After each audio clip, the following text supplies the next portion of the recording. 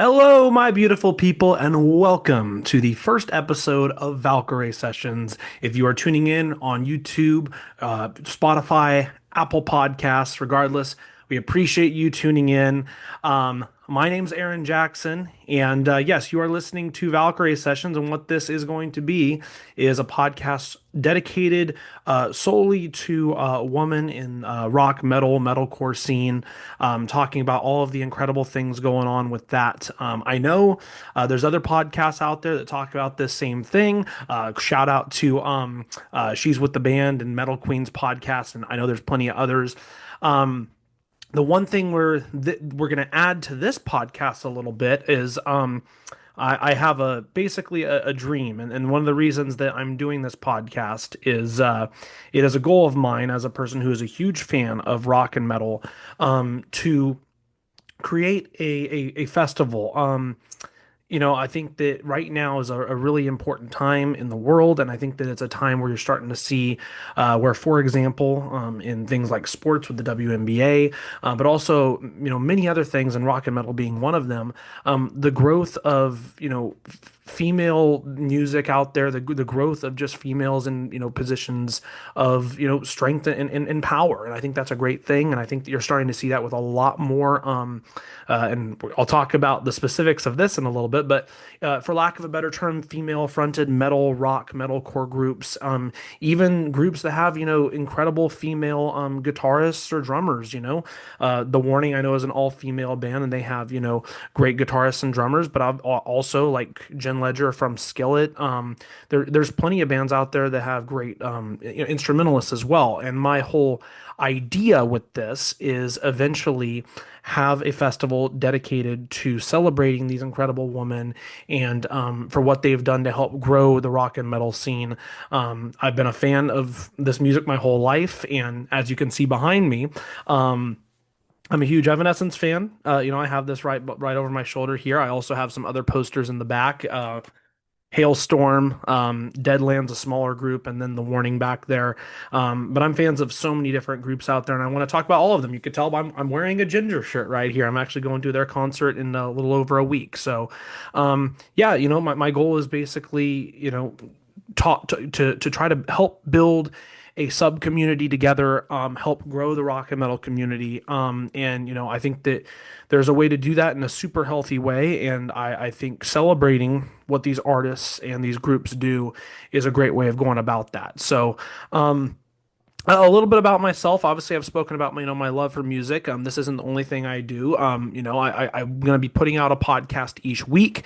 For any of you that have already followed the at Valkyrie Fest account on Instagram, or at ValkFest on X, you'll know that I'm also running that right now. So I'm going to be posting a lot on there. I'll be posting clips from this podcast. I'll be posting some blind rankings. I'll be posting a lot of different things on there to try to help engage people, and kind of shout out some of the these incredible musicians, and especially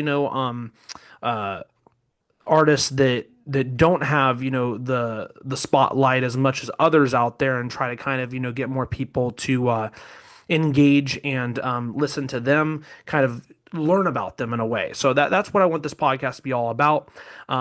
Just to go over what we're going to be talking about today, we have an article that was written by Isabella Ambrosio on Metal Injection that'll be a really good start to kind of kicking things off and talking about this and how we talk about this in the right way, in terms of rock, metalcore, and how we define female fronted metal, and the right way of going about saying that. But we're also going to be doing an album review. It's been, by the time this podcast comes out, I believe it'll be about 4 weeks since Sanctuary came out from Evanescence. They are one of, if not my favorite group ever, and I'll be talking about that album, going through each song there. I'll also be going over a band of the week. We're going to do a segment on the show. We're going to highlight a band that, as I mentioned earlier, is a little bit smaller, that might not have the notoriety of some others, and kind of, get people to kind of learn about that. And then we'll also be talking about a really incredible young singer that I actually happened to see on a recent trip, that did the national anthem, and the potential of her to potentially get involved with metal if she wants to, and just the celebrating really just the great voice that she has. Her name's Cheyenne Morris, 11-year-old kid. It's incredible. And we'll be talking about a lot of other things today. But without further ado, let's go ahead and get things going here. And I want to start by just talking about uh, you know some bands I think that could be a part of the first ever Valkyrie Festival. That's what I like to call it. I think I want it to be more about, empowerment, woman empower. And I think that there's a lot that has to do with that kind of, the warrior vibes of everything. Um, Obviously, there are things with this festival that I do intend on changing over time. I'm about a month into really looking over everything, and I've already looked into potential cost of this. I go to multiple rock and metal festivals, so I know a little bit already. And I've looked into the cost of what it would be for really a lot of things out there. I mean, we're talking something that's going to be millions of dollars. So my dream with this is eventually that this could be something that could be pitched out to a bigger promoter like Danny Wimmer Presents or somebody else like that, that could make this a thing. And I have multiple cities in mind. So basically, I was trying to think what would be the best way to get things started because I live in Northern California, and a lot of people who are in the rock and metal scene know about Aftershock, which comes to Sacramento every year. And they're at a bigger venue now. They used to be at a little bit of a smaller venue, and they actually started, I believe, in 2011, if I'm not mistaken, as a one-day festival. And then over time, they've grown from, one day, a couple stages, 2 days, 3 days, and now they're at 4 days. And I believe it was last year. I think they had 5 stages. I think they're going back to four this year. But you could just see year over year, as more bands, kind of get out there, and as more people learn about them, and as more people learn about these festivals, the more people are coming and wanting to be a part of it. Whether that's, somebody who listens to, rock, metal, metalcore, and, heavy music genres every day, or whether it's just, your typical person off the street that likes one or two bands. Regardless, it's cool that, it's being celebrated in that way. But obviously, if you're starting something new, you can't go crazy like that, especially if you're going off of a kind of a sub community or sub genre, if you will, of the bigger picture, which is all of rock and metal, and you're doing, basically all females, in bands. So that would mean, it's going to have to start a little bit smaller, but I do think that, there's a lot of people that love this music, and I think that you would get people that would travel. And I don't want to get into all of this right now because I don't want to give too much of everything away. But this is something I think that could start as a 2 day festival. I really do. And so, I have some bands that I wrote down, actually made a couple of, graphics on some times. And I want to be clear about something too before I really get into this and before I start talking about everything that I'm doing with my Instagram page, what I'm doing with this podcast.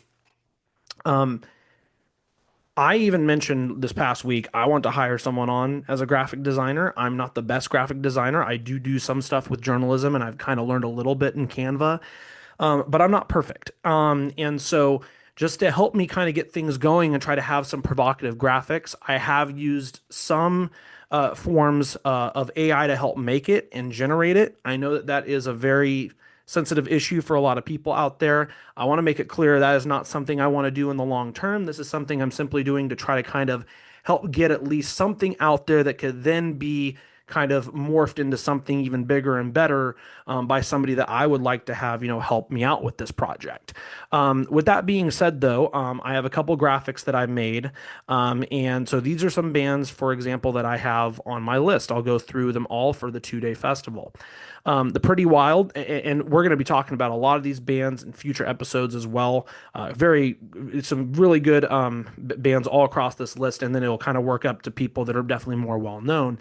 Roman Candle, Capra, Deadlands, As Everything Unfolds, Honey Revenge, Conquer Divide, Mothica, Crypta, Terminal Sleep, Dying Wish, Face Yourself, Employed to Serve, Lacuna Coil, Hailstorm, The Warning, Ginger, Evanescence, and Evanescence would be the headliner for that first night, and Hailstorm would be kind of a sub headliner on another stage. I think that'd be really cool.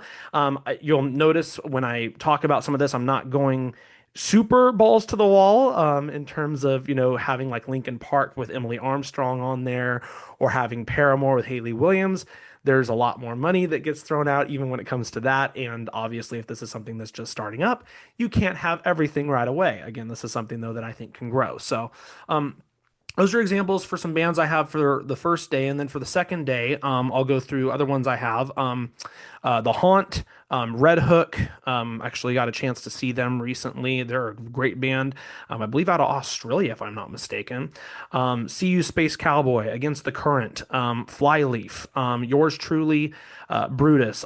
Icon for Hire, Stand Atlantic, Garbage, Within Temptation, Amaranth, New Year's Day, Delane, Battle Beast, Baby Metal, Butcher Babies, Unleash the Archers.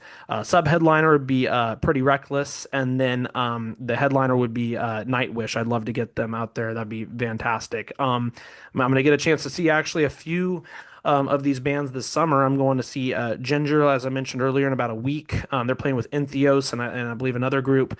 And then I'm going to try to get out to see Evanescence, Spirit Box. That's another one I don't have on here for the first year. Again, there's a lot of bands I have on a separate document that I would want to put in for a future year. But Spirit Box and then Nova Twins, I want to go see that concert. And then ideally, I want to go see Pretty Reckless open for AC/DC. That'd be really cool this summer. But those are ideas I have for bands that would play at this festival. I have a lot of others written down on a separate document for year two. So if you're a band that's watching this podcast, or if you're a fan of a band that was not called out that's watching this podcast, they're probably listed on that document that would be there for year two. But feel free to let me know because the reason I wanted to go over this on my first podcast is I want to get your guys' engagement. I don't want this to all be created by me. The whole reason I'm doing this podcast is to get ideas from people like you guys to say, hey, this band is kicking ass. They're doing great stuff. You should learn about them. You should go listen to them. I'll do that. That's what this is all about. I want to celebrate all of that. Or hey, you're sleeping on this group. It's a great conversation to have, and that's why I also started the Instagram page so we could have those conversations on there too. So don't hesitate to comment down below on YouTube. Send me a DM on Instagram. I would love any and all engagement that you could give out there for sure. All right, so this is an article from Metal Injection. It was written on March 12th by Isabella Ambrosio. And the title is Using Female Fronted Now as a Genre is Just as Lazy as It Was 30 Years Ago. I apologize, by the way, I'm not able to put this on the screen. I'm having some connection issues on my laptop. But just follow along with me here. And feel free if you want to pull up the article as well and read along as I go along with it here. Excuse me. So here we are. Here we go. Just out of curiosity, does Courtney LaPlante of Spirit Box sound in any way similar to, say, Kia Castillo or Janelle Monique Duarte, formerly of Conquer Divide? Do Lizzie Hale of Hailstorm and Fernanda Lira of Crypta share some common characteristic that defines what they sound like? Or are all the bands just lumped together because of their gender? Do Baby Metal and Ginger belong in the same female-fronted genre when that description does absolutely nothing to describe what any of these artists sound like? Do female vocalists carry more weight than, say, female guitarists, bassists, drummers, songwriters, producers, or engineers? Kawaii metal, progressive metalcore, melodic death metal, deathcore, symphonic doom metal, those are genres that actually define what an artist sounds like. So I'm going to try my best not to cuss on this podcast, by the way, because I would like this to at least be somewhat viewed by people out there that are teenagers and kids, that it's not, shown over 18. I know that a lot of people don't care, but still I do. So I'm going to try to not cuss on this show. So I'll say, so effing what? It's a female fronted band. Tell me what their music sounds like. We don't say male fronted or male vocalists. So if we're talking about equality here, in its true theory, gender shouldn't be mentioned. It's not a factor in how a band sounds. Courtney LaPlante, Danny Villarreal Velez of The Warning, Fernanda Lira, and Christina Scabia of Lacuna Coil and their vocals don't have a whole lot in common except for the fact they fall in woman's normal range, but that's about it. Zines like Sonic Cathedral trace the roots of not only the word female fronted, but metal's own variation, femme metal, all the way back to the 50s with the doo-wop girl groups because, you guessed it, they're all trailblazing women. But femme metal became used to not only describe but lazily market symphonic doom metal bands like Nightwish or Within Temptation that started emerging in the late 90s and early 2000s. The actual description of the technicalities of the all-encompassing, gloriously skin-crawling structures that any one of the femme metal produced reduced to a mere description of what society deemed to be feminine. The new genre description notably became prevalent with record labels and magazines as journalists ran with the sensationalist story angle, sectioning women off from the genre, suggesting that metal is inherently male at its default. Sensationalism and selling records obviously became far more important than the innovative nature of bands like Holy Moses, Theater of Tragedy, and Lacuna Coil, further separating them from the metal genre that they were actively contributing to. There's a lot more to the article, but I'll go ahead and stop there, and I'll just say I do think there's a lot of great points that are made here, and that's why I mentioned earlier in this podcast. I think it's important that we do celebrate and we make note of, great women who are doing great things, when it comes to, guitarists out there, when it comes to drummers. I mentioned Jen Ledger earlier, Emma Anzai of Sick Puppies, now also with Evanescence, great bassist. Nita Strauss, for example, she's kick-ass. She's done the intro for Rams games, and I don't know if she did the Super Bowl, but she did the national anthem for like Rams games. She's been with Alice Cooper. She's now doing her own thing. There's a lot of great artists out there just outside of singers that definitely should be celebrated. I totally agree with that. In Jen's case, of course, she also sings as well, and I mean she's an integral part to the band because of that. And that's the whole thing I want to get into is I think that regardless, you're going to have a lot of people when they listen to any kind of music that are going to be driven to the vocalist. If you ask most people who are general fans of bands like, hey, who's the vocalist? They'll know, but they probably won't know who the guitarist or the drummer is. And that's the case in any band. Now, ideally, yeah, we want to celebrate everyone out there, but in society, like people don't have an encyclopedia knowledge, so you can't expect them to know every last thing. But when it comes to talking about these genres, at least more on a professional level, I totally agree that we should celebrate obviously everybody that's in the band, but we also should make note of what that music actually does sound like a little bit. But I also do think that context is important, and a good comparison I can kind of make to talking about this a little bit. As a person who's a fan of sports, as I mentioned earlier, and a fan of the WNBA, I'm a Caitlin Clark fan, but I'm also an Indiana Fever fan and a fan of the WNBA. You have some people that are only fans of Caitlin Clark and will only watch if she's playing games. Some people who are fans of the WNBA before she came in that are mad at those fans, it does make a little sense because it's taking away from what all the other women are doing. It's not her fault and it's not necessarily anybody else's fault, but there's obviously a level of animosity there, and you're definitely seeing that right now.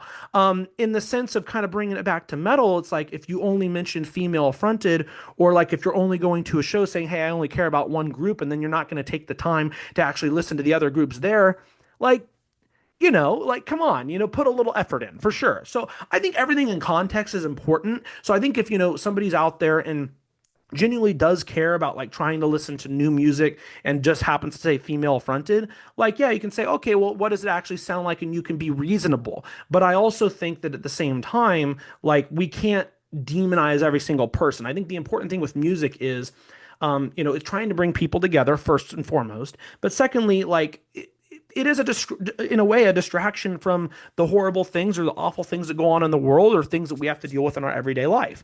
So I think the more that we can try to bring people together and not drive them apart is an important part of that. I'm not saying Isabella is doing that, by the way, and I'm not saying what this article is doing that. I think it's an important article and I think it's a good conversation to have.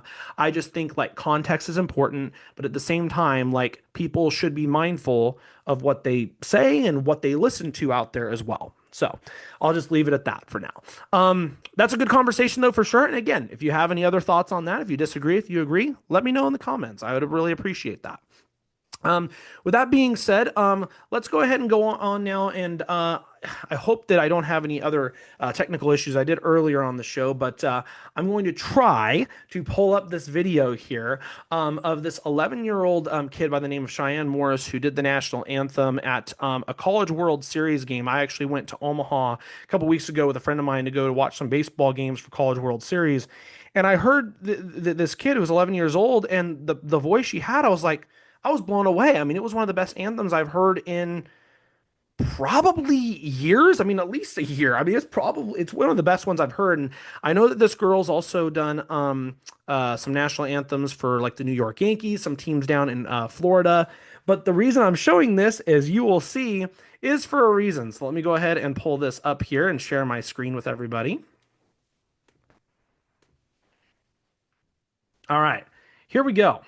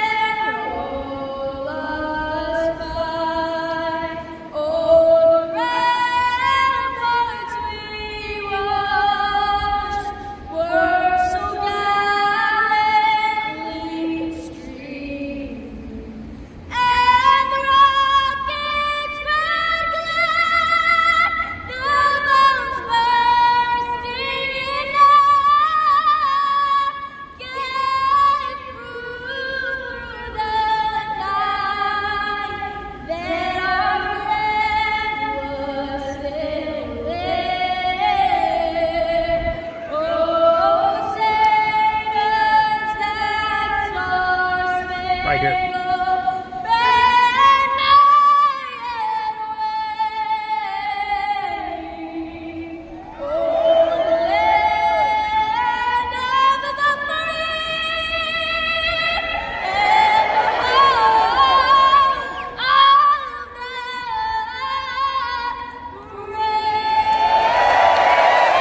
And she got a huge applause, by the way, after that, and it was well deserved. But the reason I bring that up is, first of all, listen, anybody out there who's also a fan of just general pop music, country music, or whatever, I apologize, but we can't let this girl do that. She has too good of a voice, too good of a range. I would love to see her. You could tell, like at the end of the song, and when she's saying banner, like she's got a scream in there, and she's only 11 years old. She's only gonna probably grow with her voice and learn more. Like it's incredible. Like that's just great stuff. And so anybody who hasn't checked it out, you can check out Cheyenne Morris Music on YouTube. Incredible voice out there, and hopefully someday she's starting up a band or doing something with rock and metal because she's too good for those other genres. No, we don't want to demonize that here, okay? I don't want to shame any of that, but no, please, go to be a rock or metal screamer or vocalist. That'd be great. So I had to talk about that. With that being said, let's go ahead and move on here and talk about the incredible new album that was put out by Evanescence, Sanctuary. This is the first album that they've put out since The Bitter Truth in 2021. They have a couple, well, really one main new addition. I mentioned Emma Anzai. She joined the band, I want to say, during the last tour in 2022. So I think this is the first full album the band has had with her as their bassist.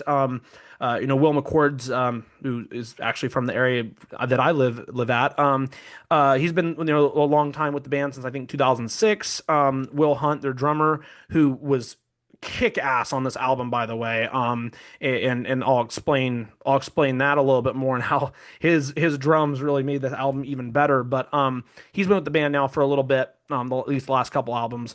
No, I mean this is just this was a masterpiece. And I'll get into my thoughts on each song here too. But this is honestly my second favorite Evanescence album ever. And this is coming from a person who's a huge fan of their early stuff. I loved Open Door. But the reason I can't put it above Fallen is just because like that it had such an impact on me growing up, and it still remains like a top 5 favorite album in general of mine ever to this day. it's I just don't think there's a chance that's going to get beat because of the nostalgia factor of it too. But this is right up there. I mean, this is a 9 out of 10 album. It's you could definitely tell. The drums and the bass are definitely more involved throughout the album. It's heavier.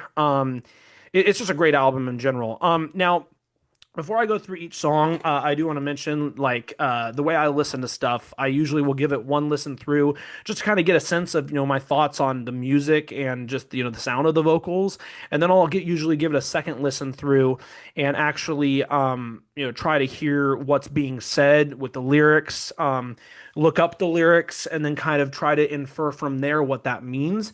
Of course, this is my interpretation of it. It's not necessarily what the song's about. There are a couple songs that I was curious about and looked into a little bit, and I learned a couple things. But most of this is just my general thoughts, and then giving it a second listen, my interpretation of what is being said with the album. And as I'll get into, it's I think a lot about society. There's a lot of heavy political parts to this as well. So let's talk about this. Let's go ahead and start off with the first track on this album, "Beautiful Lie." The first thing I noticed listening to this song was immediately, okay, this guitar is definitely louder. It's more heavy than other albums before, as I mentioned, and the consistent riff of the whole song just definitely signals more of an angry vibe already with the album. And then the other thing I gotta mention is, Amy's voice never ceases to amaze me. Amy Lee is one of my favorite, if not my favorite singer in general. She's definitely my favorite female clean singer in general. And just hearing her voice is just so refreshing to hear. And I know that this is an album that she's super proud of with the writing of everything with the lyrics and what they mean, but also just musically is in it too. And it's it makes sense when you just hear this first song, you can already kind of get a vibe of what this album is going to be like. Giving it a second listen, this song kind of just, I get a sense of it's kind of like toxic relationship vibes based off some of the lyrics. I know from some recent interviews that I've seen, Amy isn't afraid to get involved in some more, societal and political beliefs, frustrations that lie with that. So the theme of this could definitely be based on, misinformation from social media, how people kind of feed into that. Amy fighting back against that kind of culture.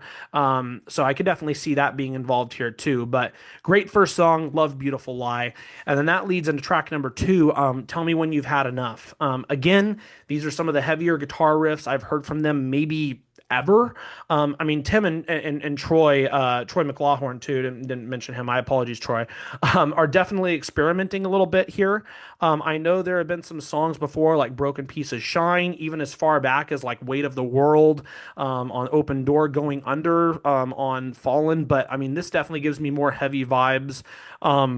Kind of like guitar wise, I'd almost describe it almost a little bit like Korn, or just much heavier new metal in general, or even like some metalcore bands out there. I mean, this is really heavy guitar riffs, and it's great. Again, I think that that in general could just relate to an overall angrier vibe.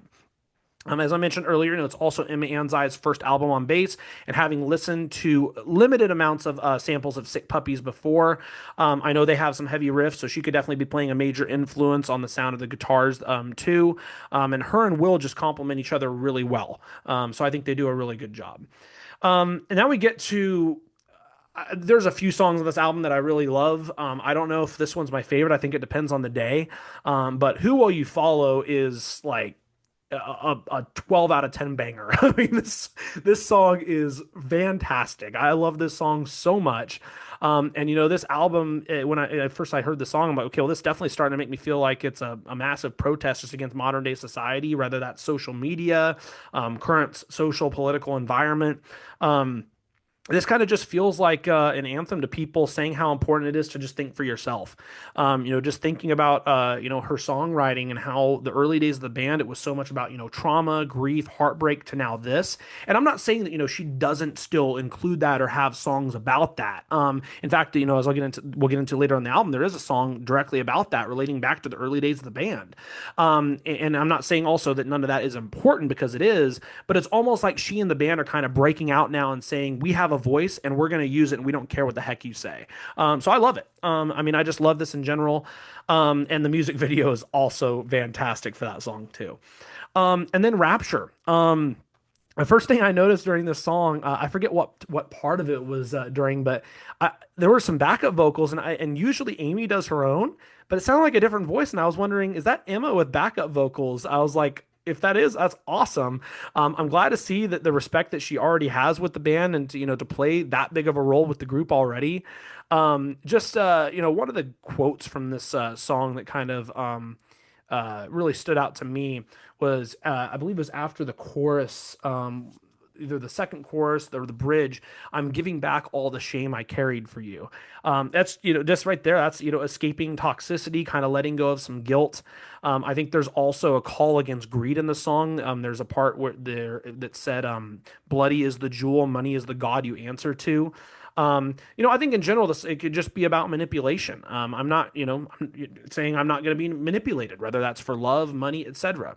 And rapture, in the sense of kind of religious speak, it could also be seen as eternal bliss and escape, if you will. So maybe kind of a coming to peace with life and not letting anything interfere with that. Great song again. This is definitely a little bit not as heavy riff wise, or not as heavy in general music wise as the first three songs on the album, but it's still a great song. I love Rapture. And then getting into Afterlife, and kind of we start so high with how heavy things are, and I mentioned this was Rapture was a little step down. Afterlife, you kind of also get more mellow vibes, at least in the beginning of the song. Again, going off the last song, maybe we're kind of vibing back to peace, coming to peace now a little bit. You still have a heavy guitar kind of overlaying everything, but the background and the underlying sound is definitely more calming. A good quote in part of this song, today I'm not afraid to die, just no fear of anything anymore, nothing left to lose mentality.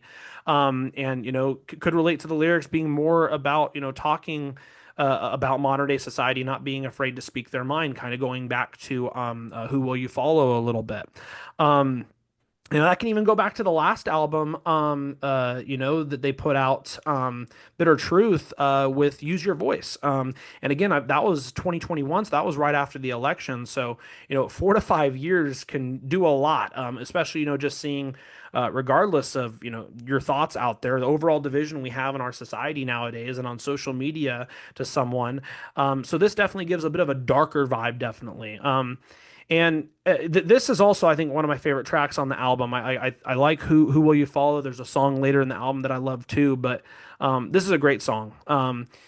So far, if you had me listen to this album, I would say like this sounds like Evanescence. This sounds like a lot, the stuff they've done before too. I know this is a song that's been out for a while. I think it's been out for almost a year now. I think it was also on some sort of Netflix show, if I'm not mistaken. I didn't even realize this song was actually going to be on the album, so it's kind of cool to hear again. Um, and then getting to the track of the album, Sanctuary. The album, of course, is Sanctuary. I just want to say first off, I really do like when bands kind of put their self-titled track in the middle of the album. Usually when it's song one or two, it can kind of make the middle of a lot of albums feel a little bit lost or less important. And the way that the Evanescence staggered this and kind of just built everything up, each song almost feels equally or more important than the last, which I think is great. The opening of the song almost gives more of a vibe that it's someone talking over a TV or radio, almost kind of feels a little like wartimey in that sense. You can hear Amy kind of undertone speaking a little bit about stuff. And I don't know exactly everything that was said. A lot of it sounds like just society in general, but the things that really it just things that really this what this tells me, this whole song is things really suck out there, but we're here together. The band community genre is a safe, secure space to be in. And I also find it funny that we talk about these song titles and vibes of the past three songs: Rapture, Afterlife, and now Sanctuary. I mentioned back with Rapture, these are all terms associated with religion. And, this band has definitely had songs early that gave people at least the vibe of being Christian rock, even though they denied that they were that. But Amy has had a spiritual growth and change over time, because this is saying that anything can be a place of refuge, whether it's something as small as music or community. It doesn't need to be a place of worship. And I'm pretty sure she used to be Christian, and I think that she's said that she's kind of divorced herself from religion a bit, but she is still very spiritual. So kind of interesting when you just factor all of that into everything too. Um, How Do I Heal? Track number seven. We have pianos on this song. We have more harmonic sounds already. Definitely a difference with the album, but again, it feels like it's kind of gone more mellow despite building up the meaning and overall vibe of coming to peace from a world torn apart. I don't. I also feel like there's a little bit here. Maybe are we talking about a loved one? I know, My Immortal, which it's probably one of the saddest songs I've ever heard. While it was written by Ben Moody, who used to be with the band, it could also be interpreted as being about Amy's sister that passed while she was younger. Same with Hello. There's a quote in here: "I'll never let you go." I actually was curious because as I was looking through the song, and I was reading about her sister a little bit. I also didn't even realize I looked up her siblings and totally forgot her brother passed away in 2018. So considering that they were probably writing the last album still when he passed away, it probably took her some time to come to terms with everything that happened, and this song could definitely be for him too. I don't know that, but you can definitely, maybe interpret that based off the vibe of it. And the thing that's really sad too is I was looking up the way he passed away, and he passed away from epilepsy. I actually have a friend who suffers from that and is fortunately in good health right now, but you know, hold your loved ones close, friends and family. Thoughts go out to her and her family for sure. The next song is which is track eight, About Us. This is a sound I haven't really heard yet on the album. It kind of builds from the jump, calms down around the pre-chorus, picks back up again. I think I think that this is the one of the easier interpretations for me. This is basically an anti-Trump ballad. This is basically calling out everything that's happened so far in Trump's presidency. Quote, "They're pounding down the door." That could be related to ICE and ICE taking kids away. It could be related to January 6th. Same with "Children Better Run." Talking about caviar iced when it comes to the ultra rich. You can even put that all the way to Epstein, Mar-a-Lago, whatever. And I mean, it literally says he doesn't give a damn about us. I mean, who else could he be here? She talks about how people view him like a god. Again, I'm gonna do my best on this podcast to not give my political thought in here because I do want this to be a space for everyone. But there will be times where I will definitely have to say some words, and all I can say so far is I'm very much enjoying this album. We'll move on to track nine, Calm Down. So some electronic elements here to start. Haven't really heard them on the album since Beautiful Lie. The drums of Will and the bass of Emma just complement each other really well here. I really appreciate this song because all songs on this album really were so intriguing and thought-provoking. I kind of was able to just sit back and chill to this one, kind of turn my brain off a little bit. So I don't really have much more than that here. I apologize, but this was kind of a nice one to just it kind of vibed with the song name, Calm Down. I kind of let my brain calm down a little bit too.